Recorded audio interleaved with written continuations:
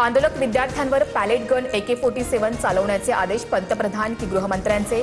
लाठीचार्ज का केला? अश्रुधुराच्या नळकांड्या का फोडल्या? विद्यार्थी दहशतवादी आहेत का? संसदेमध्ये प्रियंका गांधींचा हल्लाबोल.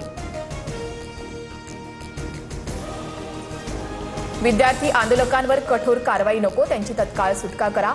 सुप्रीम कोर्टाकडून सर्वच राज्यांना आदेश जारी. विद्यार्थ्यांनी केलेल्या आंदोलनाबाबतची पुढील सुनावणी सोमवारी.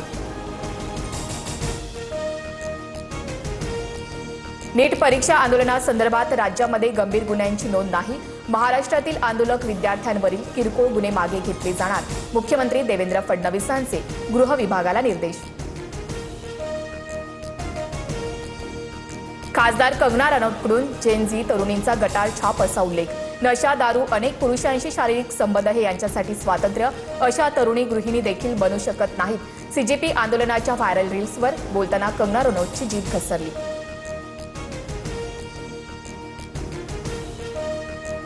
कंगनाला पक्षातील लोकही गांभीर्यानं घेत नाहीत. CJPचे प्रवक्ते सौरव दास यांची टीका. तर कंगनानं बॉलिवूड माफियांप्रमाणे शिक्षण माफियांविरोधात देखील लढायला हवं होतं. CJP आंदोलनातील रिया अहिरचं प्रत्युत्तर. पवारांची राष्ट्रवादी NDAच्या वाटेवर असल्याची चर्चा. शरद पवार, पार्थ पवार आणि प्रफुल्ल पटेलांची भेट. पंतप्रधान मोदींसोबतच्या भेटीनंतर पवारांची पटेलांसोबत चर्चा.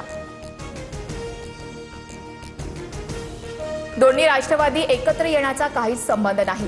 विलिनीकरणासंदर्भातील प्रश्नावर शरद पवारांचं उत्तर. शेतकऱ्यांना थोडा त्रास झाला तरी चालेल, पण उद्योजकांना विजेचा तुटवडा नको. मंत्री गुलाबराव पाटलांच्या विधानावरून नवा वाद. विदर्भात पुढील 3 दिवस मुसळधार पावसाचा इशारा. अलर्टच्या पार्श्वभूमीवर चंद्रपूर, नागपूर, गडचिरोलीमध्ये सर्व शाळा आणि महाविद्यालयांना सुट्टी जाहीर. विनाकारण घराबाहेर पडू नका. पालकमंत्री चंद्रशेखर बावनकुळेंचं आवाहन. पुण्याच्या वाकडमध्ये 2 सख्या बहिणींवर लैंगिक अत्याचार. अल्पवयीन पीडितेच्या पोटात दुखू लागल्यानं प्रकार समोर.